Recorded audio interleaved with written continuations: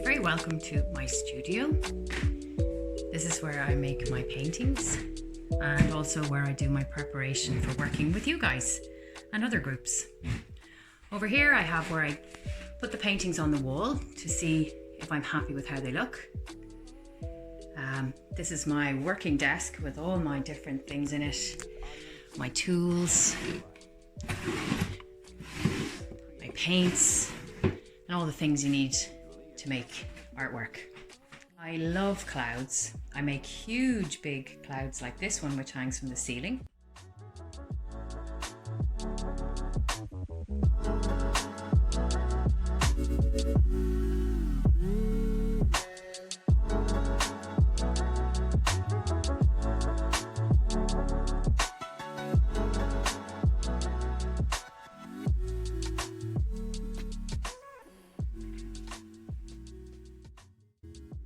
I also make little tiny clouds, which I'll bring in to show you when I meet you.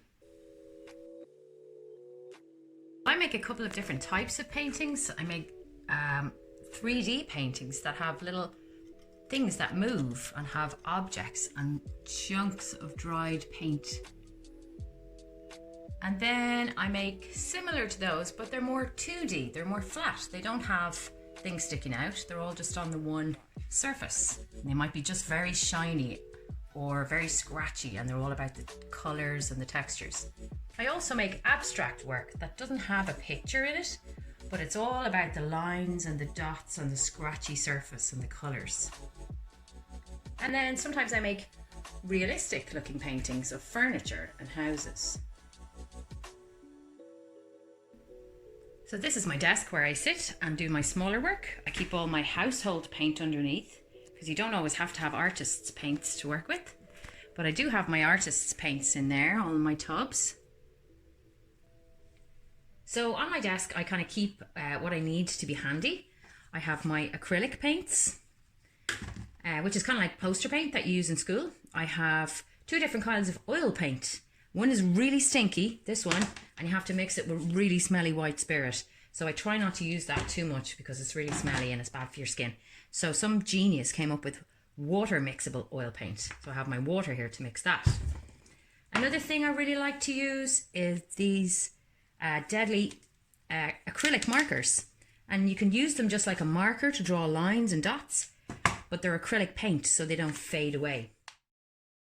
I do use brushes sometimes. I treat them very badly and leave them sitting in jars going hard, but mostly I draw with scrapey tools. And this is a pretty scary guy. He is very sharp, and it's originally a sewing tool, I think, a really old sewing tool. And what that does is it presses into the paint like this.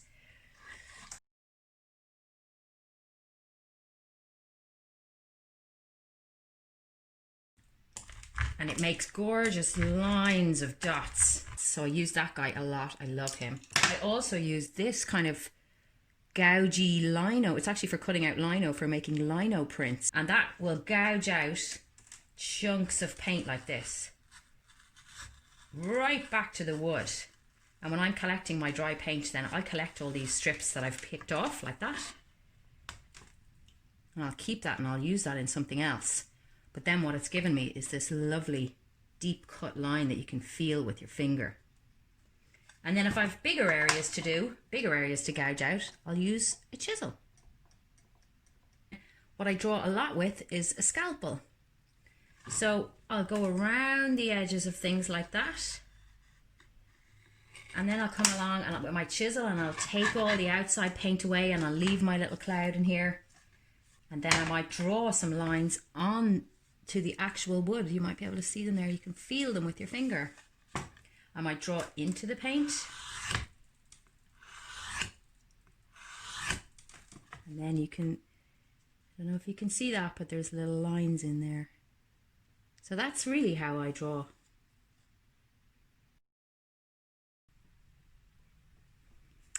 Up here I keep images that inspire me, give me ideas. They might be my own work or other artists' work. I think most artists do that. They keep images around that they like.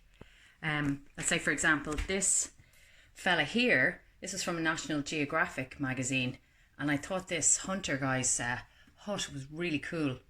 So that inspired me to make a painting of a hut out in the snow in the wilderness.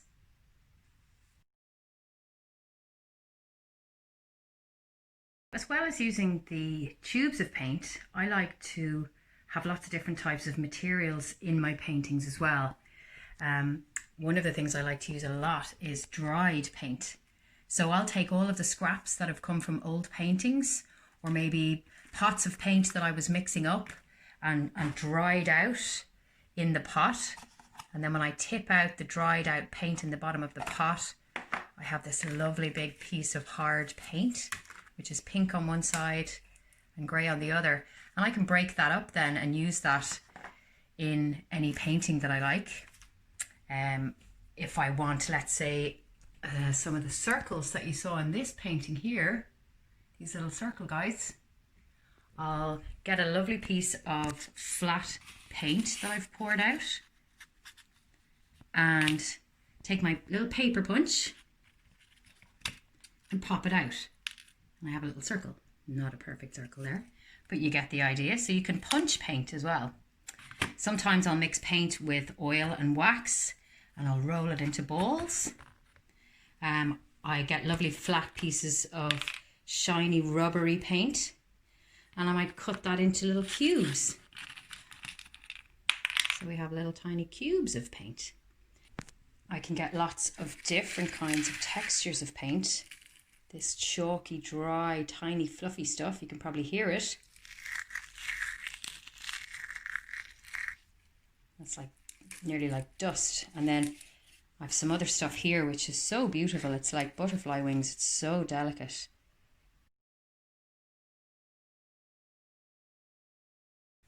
This is some pink salt. So I just got some regular old bath salts and I mixed it with some acrylic paint and let it dry out on some baking paper, and I have this gorgeous pink crunchy stuff. This is kind of cool. This is iguana skin that I found on the floor of a zoo. You know the way reptiles shed their skins every season? And I thought this was really beautiful. It's kind of icky, but it's kind of cool too, so I hope to use that very soon as well. These are some rose thorns that I collected yesterday. And these I use most often, little rusty nails, and I even leave them out in the rain to rust because I love things that are old and rusty.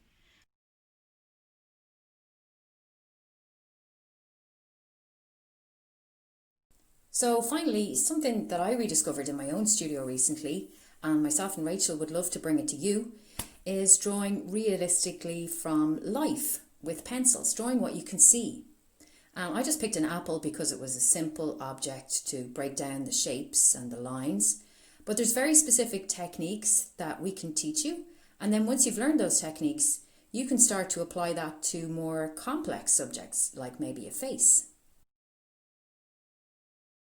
The most important part of drawing is looking. So we'll do lots of exercises where we look very closely and carefully at what we see.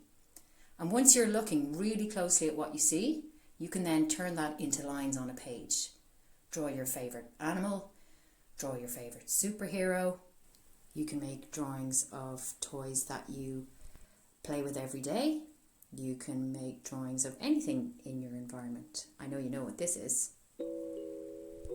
And drawings can be all sorts of sizes. They can be huge drawings on the sides of buildings in cities, or they can be tiny little drawings made out of thread. And some artists don't even have a recognisable picture in their work. It's all about how to make beautiful marks on a page with your pencil.